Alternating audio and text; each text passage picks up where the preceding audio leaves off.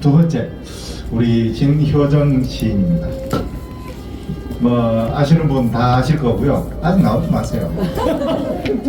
자, 진효정 시인, 하동에서 태어났습니다. 2014년도 시와 경계로 등단을 했습니다. 지금 현재 뭐 이병주문학관의 사무국장으로 일을 하고 있는 건 다 아실 거고요. 첫 시집이 이게 2018년? 그렇죠. 일곱 번째 꽃잎이라는 시집 뒤에 두 번째 시집입니다. 자, 시 두 편을 또 만나볼 건데요. 첫 번째 시로 우리 최하나 우리 회원께서 시 낭송을 해 주시겠습니다. 이번 시집 지독한 설득에 33쪽에 있습니다. 그림자라는 시입니다. 박수로 듣겠습니다.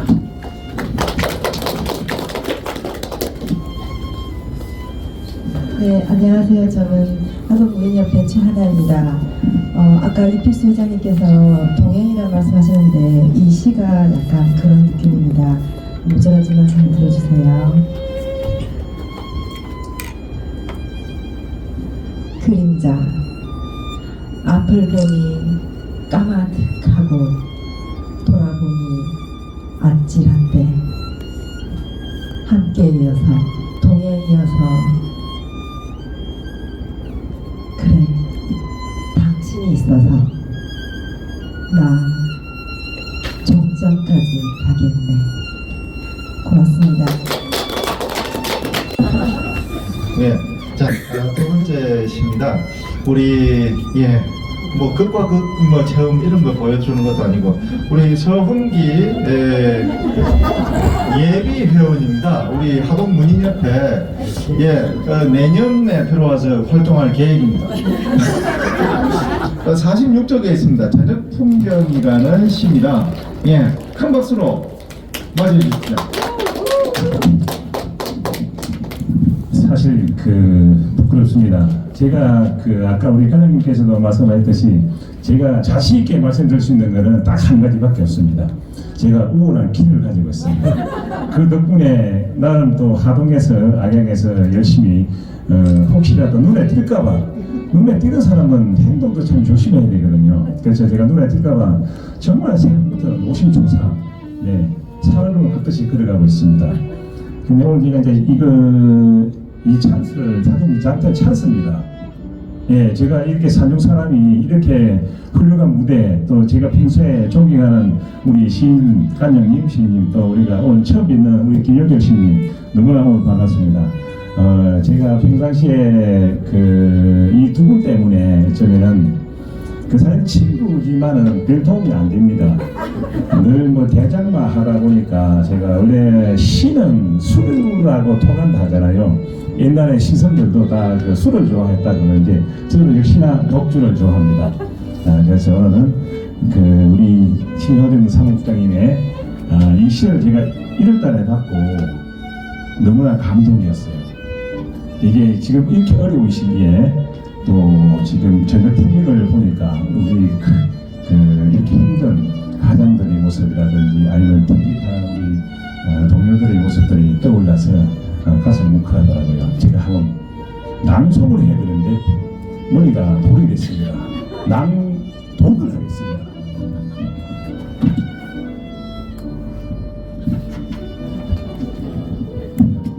제가 행님들 앞에 죄송합니다. 노안이 왔습니다.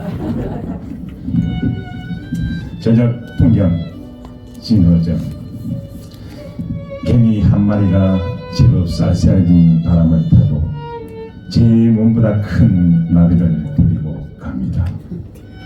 먹고 사는 일이 온통 바닥을 기른 일인데 오늘 밤 저 개미는 처음으로 하늘을 나는 꿈을 꾸겠습니다. 달력의 마지막 숫자가 여덟을 거두는 저녁 길목마다 벚나무 잎이 지고 있습니다.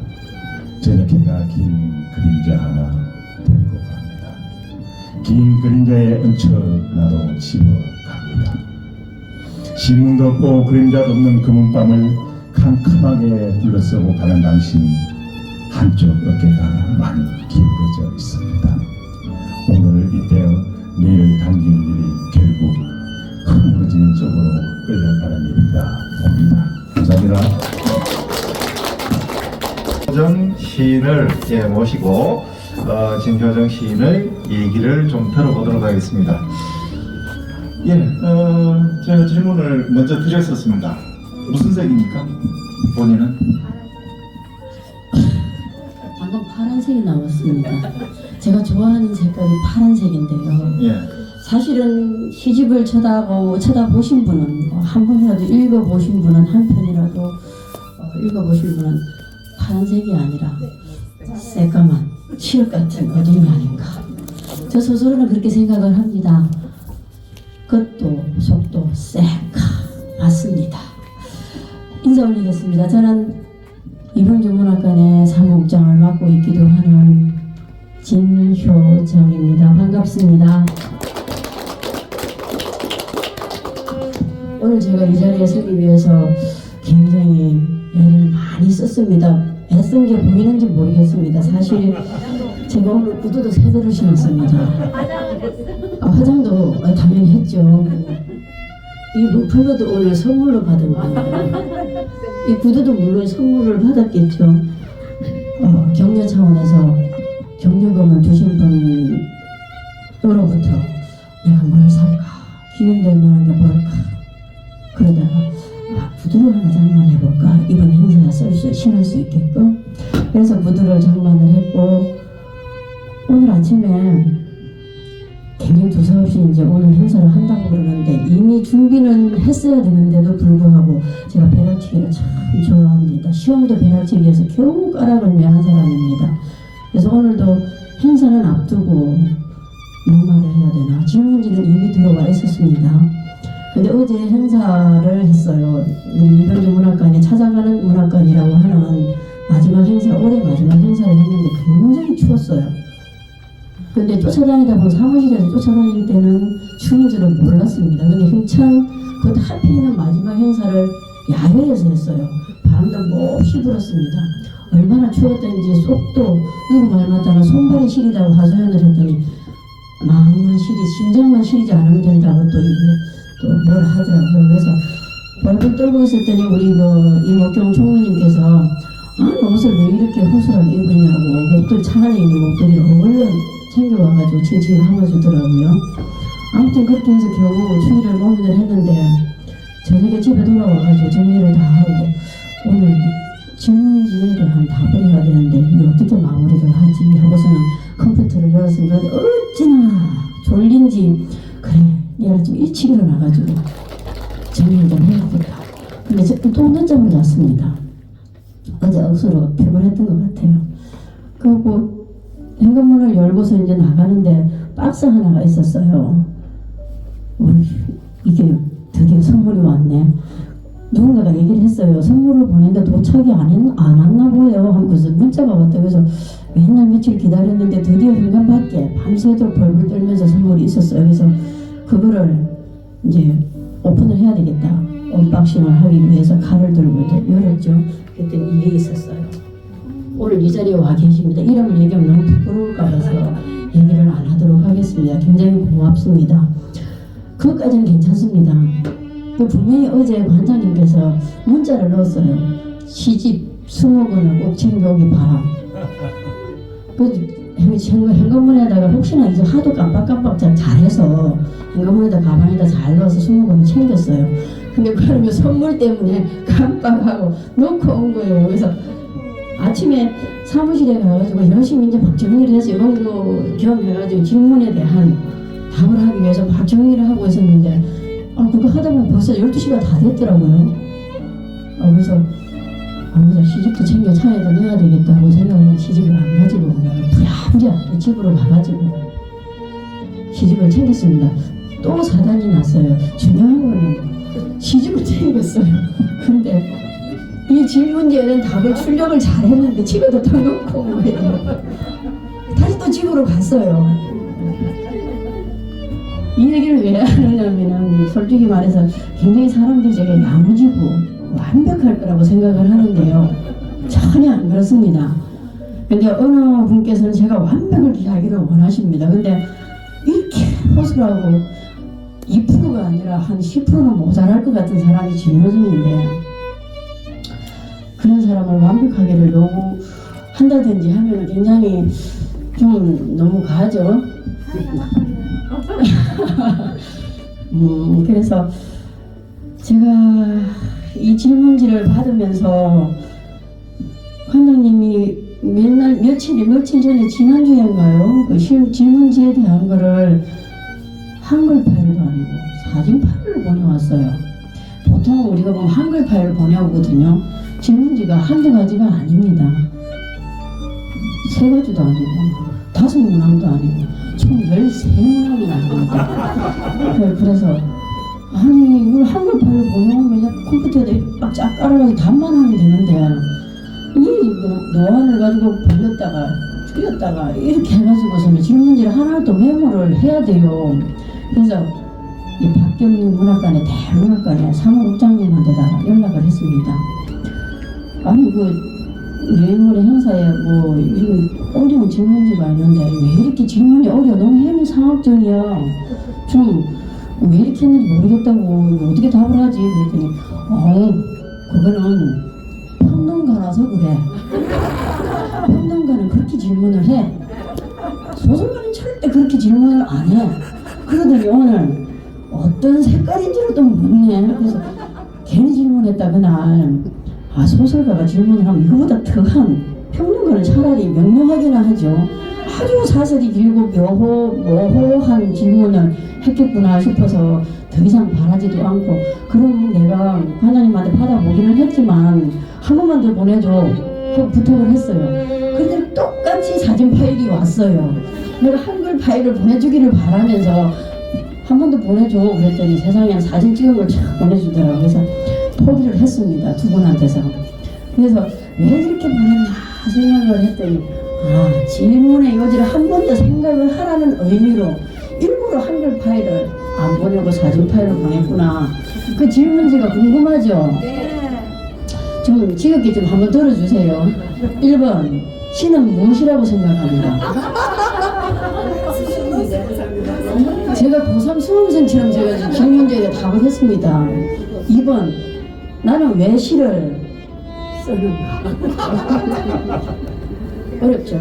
3번 시를 쓰면서 나에게 온 변화는 무엇이라고 생각합니까? 4번 내가 시를 안 썼다면 지금 어떤 모습일 것 같을까? 5번 시인이 되는 것을 후회한 적은 있는가? 6번 내 자식이 시인이 되겠다고 하면 어쩌겠는가? 그리고 7번 문제까지 넘어갑니다. 2번 시집을 낸 소개는 그리고 시집 제목을 그렇게 붙인 이유는 9번 나를 설득하면서 아니지. 9번 문제 이번 시집의 가장 큰 특징을 든다면 10번 이번 시집과 이전의 시집들과의 차이는 전부 다 쉬운 문제가 하나도 없죠. 이번 시집에서 가장 마음에 드는 시 한 편을 고른다면 다음 시집은 어떻게 변할 것 같은가? 마지막 문제입니다. 독자들에게 하고 싶은 말은 23번의 문항을 놓고 제가 얼마나 고민을 많이 했겠습니까? 원망스러웠습니다. 솔직히 말해서 제가 이 형이 하학에서부터 형이 상학적인 이 질문지에 어떻게 답을 해야 되나 고민만 했습니다. 솔직히 말해서. 그래서 어제 오늘 연구를 많이 하고 정답이 있겠습니까? 이 질문에 대해서 정답 없습니다. 그럼에도 불구하고 열심히 정답을 찾기 위해서 애를 많이 썼는데요. 우리 그 시집을 가지고 계신 분들은 볼 수가 있을 텐데 시는 무엇이라고 생각하는가? 내가 시를 써보기는 했지만 감히 제가 시가 무엇입니다 하고 대답할 수 있을 만큼의 능력이 출중하지는 못합니다. 그래서 시를 몰라서 계속 시를 쓰고 있는데 이런 질문을 할 수가 있겠습니까? 그래서 정답을 어디서 찾았느냐면 시집에서 찾았습니다. 시집을 해설해 주신 분이 강예설 평론가님이세요. 근데 그분이 오늘 오셨으면 좋았을 텐데 몸이 많이 아프세요. 그래서 감히 오시라는 말씀을 못 드렸습니다. 그 선생님께서 시란 무엇인가 하고 설명을 해놨는데 가장 적절하게 설명을 해놓으신 것 같아서 그 대목을 한번 읽어보도록 하겠습니다. 회사 후소라 그림은 바탕 위에 온다. 시 역시 그렇다. 시인의 바탕이 제대로 된 이후에 비로소 시가 태어난다. 사람이 시보다 먼저이다. 그리고 사람과 시가 함께 해야 한다. 그리고 시가 시인 것도 시인이 시인인 것도 서로가 공동 책임이 있다는 것. 그래서 시인이 따로 놀고 시가 따로 놀고 하면은 그건 시인이라고 할 수도 없고 시라고 할 수도 없겠죠. 마지막에 방점을 찍어놨습니다. 시인에 대한 인정의 뜻은 그 시인이 소수의 좋은 독자를 갖는 것이라고 말씀하셨습니다. 지금 얼핏보아 화계 김용철 시인님의 팬들은 굉장히 많습니다. 그럼 김남우 관장님의 가장 여러 할 필요도 없습니다. 1인 1당 100을 하시는 한 분이 와 계십니다. 그럼에도 불구하고 저는 지금 아무도 없다고 생각을 했거든요. 마지막으로 제 딸내미가 전화가 왔어요. 아, 오늘 시간이 많은보다 굉장히 바쁘십니다. 우리 저희 상정 1분께서. 그래서 오늘 새벽에 나갔다가 갑자기 전화가 와서 오늘 엄마 행사에 오늘도 전화를 했나 보다 싶어서 응! 하고 전화를 받았더니 엄마 어디야? 그래서 엄마 오늘 북콘서트 한다고 했잖아. 아 맞다. 그러더니 지금 올 거야. 그랬더니 아니 내가 거기 가지는 않을 것 같아. 그냥 집에 가 쉴래. 그러더니 그래 알았어. 그리고 지금 일단 비행기 날아갔습니다. 그래서 아주 서운해 하려고 하는데 저를 가장 많이 제가 많이 괴롭힌 언니들 두 분이 지금 와 계세요. 해설을 하고 계시는 분인데요.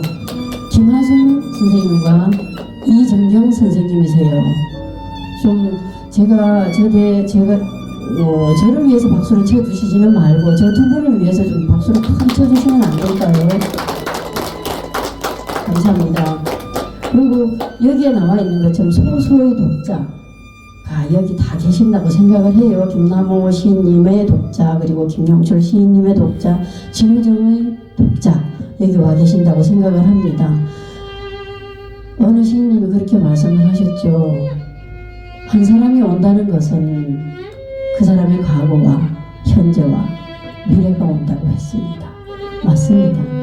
그 사람이 온다는 것은 결코 평탄하고 순탄하게 살았던 사람이 아닐 겁니다. 그럼에도 불구하고 이 좋은 계절에 딴 데 안 가시고 유혹받지 않고 누군가의 강요와 해유와 설득에 의해서 오셨건 간에 무한히 반갑고 감사할 따름입니다. 한 번 더 인사 올리겠습니다. 감사합니다.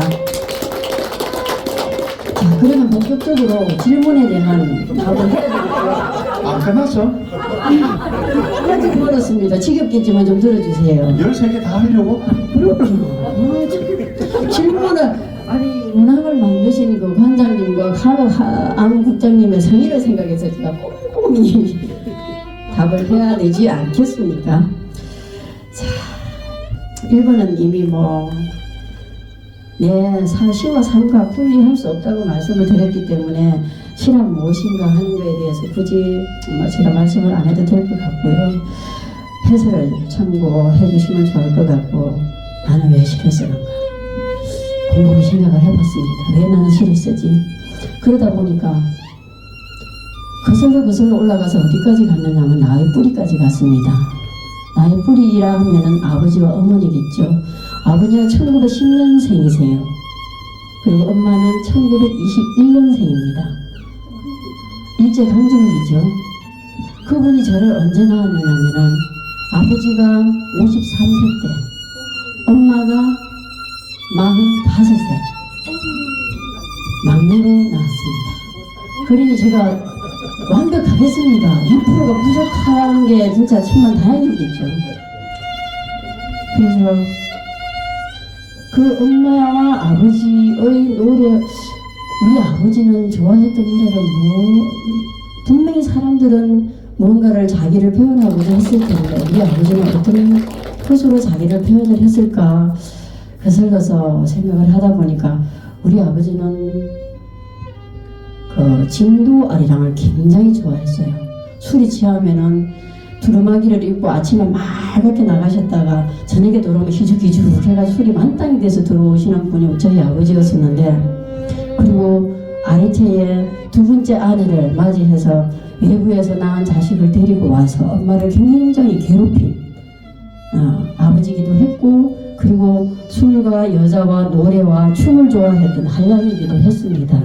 근데 그런 아버지를, 남편을 봉양했던 그 엄마는 얼마나 속이 썩어 문드러졌겠습니까? 그래서 엄마가, 아버지가 돌아가시고 나서야 비로소 우리 엄마는 자유를 찾았어요. 그래서 노인정에도 가시고 전 개천장에도 가셨습니다. 그래서 엄마가 아주 평소에는 어떤 노래를 부르느냐면은, 제가 잠을 자려고 하면은, 지금 제가 이제 그 나이가 돼서 이제 뭐 잠이 안 올 때는 온갖 망상에 젖어서 온갖 일을 다 하지만, 그때 저희 엄마는 사슬 같은 노래를 부르셨어요. 끝도 한도 없는 노래였었는데 그 노래의 의미는 몰랐지만 어린 마음에 굉장히 슬펐어요. 슬픈데 슬프다고 눈물만 흘릴 수가 없어서 엄마 좀 자자, 언제 잘 건데, 그러고서 짜증도 내고 핀잔도 주고 이랬습니다. 근데 그 엄마가 기분이 좋아서 들어오는 날이 있어요. 노인정에 가서 놀다 온다든지 아니면은 노인회에서 나들이를 갔다 오면은 부르는 노래가 있었습니다. 노들강변이었어요. 노들강변하고 주병선 씨가 불렀나요? 칠갑선이라고 하는 노래가 있었어요. 그 두 노래를 굉장히 즐겨서 불렀는데, 혹시나 여기 오신 분들이 허락을 하시면 노들강변 한번 불러봐도 되겠습니까? 제가 실은 못 써도 노래는 참 잘하지는 못하지만 한번 불러보도록 하겠습니다. 우리 엄마가 어떤 마음으로 불렀을까 싶어서 한번 불러보도록 하겠습니다. 노들강변 봄버들 휘늘어진 가지에다 무정 세월한 허리를 칭칭 동여서 메어나 볼까. 에이요 봄버들도 못 믿으리로다.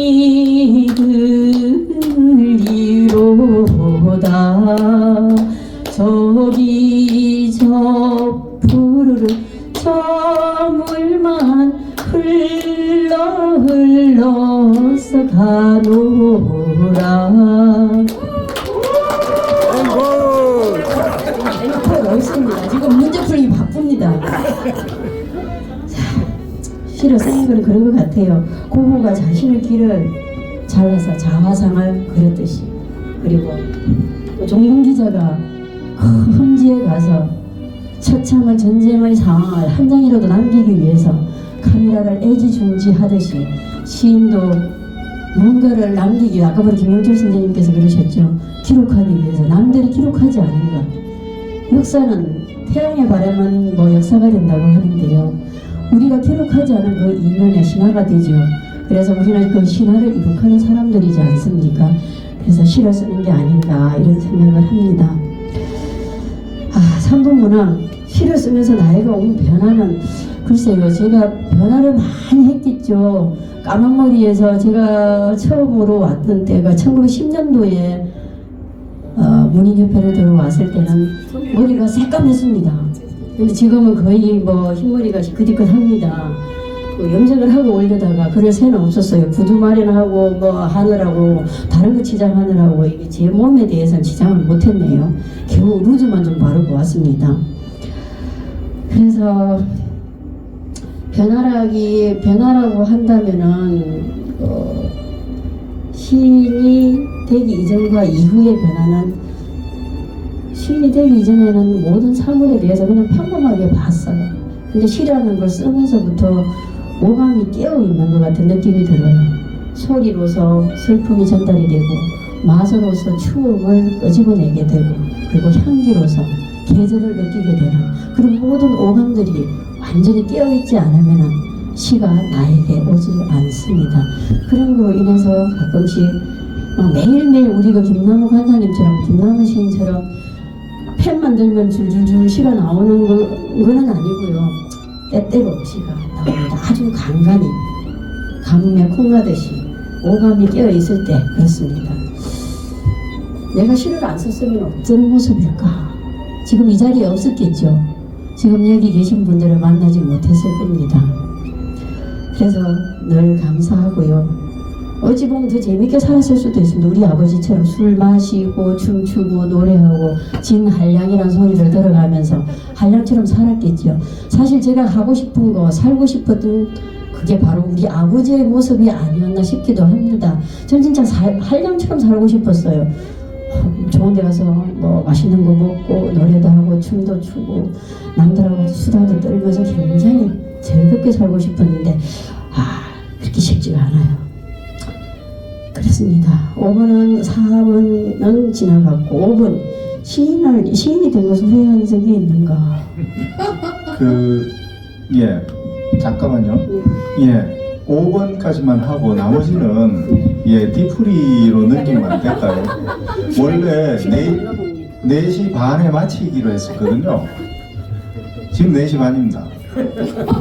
이런 말은 저한테 해준 적이 없습니다. 이렇게 많은 문제를 내주지를 말든가. 알겠습니다. 여기서 마무리하도록 하겠습니다. 거기에 다 대답을 할 거라고 우리는 기대를 한 적이 없어요.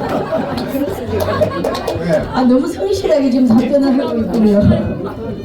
자, 안도의 한숨을 쉬는 소리가 방금 들렸습니다.